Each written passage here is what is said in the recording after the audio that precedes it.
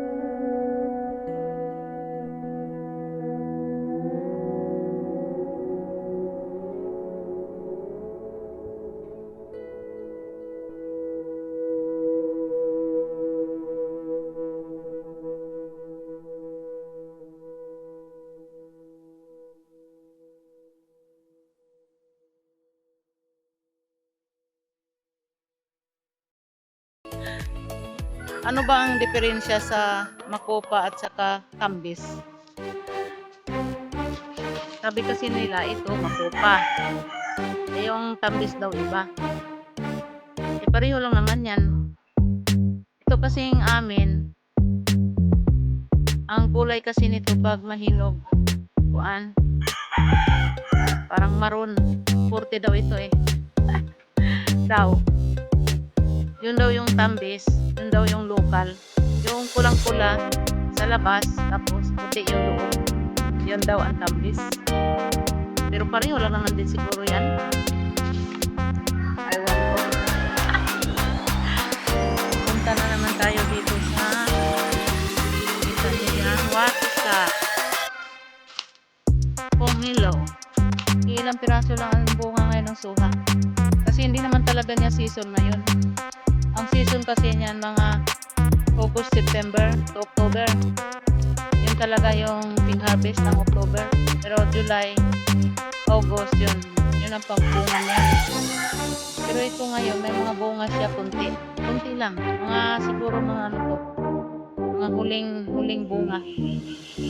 Yung mga hindi nakalabas nung labasan. Dami-dami man din. Pero iba talaga sa yung panahon niyang bunga talagang diyan. Mamungingi yan dyan, no? Yung mga gilid na yan. Pag yung season talaga niya. Ngayon hindi niya season Isang pompol yan, no? Isang buwi. Hindi kagaya nung pag season niya. Yung suha namin, pink. Pink ang laman ba? At ito daw yung suha ng Davao. Pomelo. Pomelo, suha. Kung tawagin. Tapos, sa Bisaya, bungon. Sino relate dyan? Suha is bungon.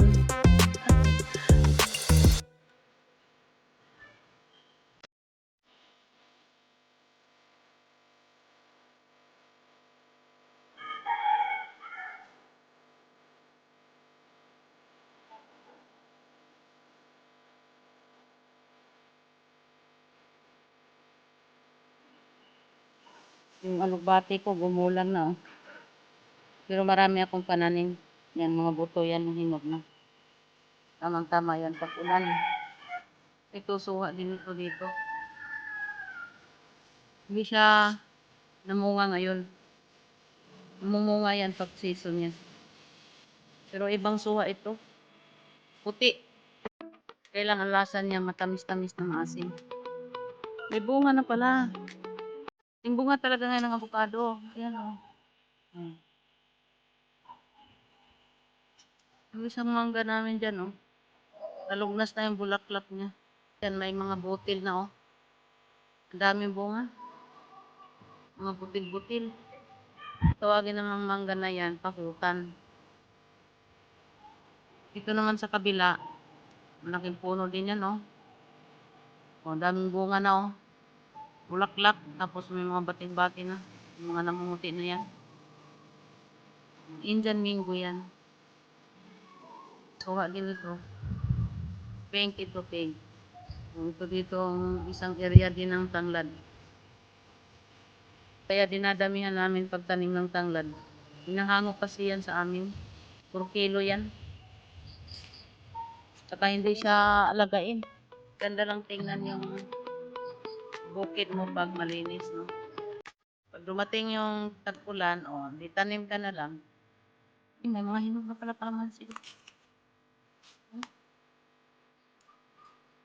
Mga bunga pala yung kalamansi.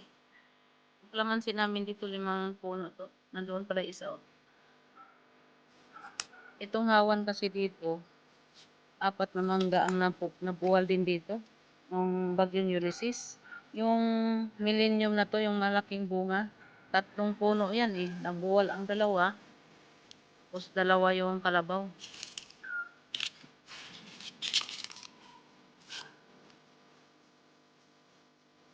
Uwi na nga tayo. Ang dami ng wakwak. Ang daming wakwak na dito sa bukid. Pag ganitong wala ng araw. Yan o, pa sunset na yung araw. Yan magsa-sunset ang araw. Lumalabas naman yung mga wakwak. Uwi-uwi na tayo. Madilim na. Pag ganitong oras, kahit may araw pa doon, hindi madilim na san. Uy, Sabil!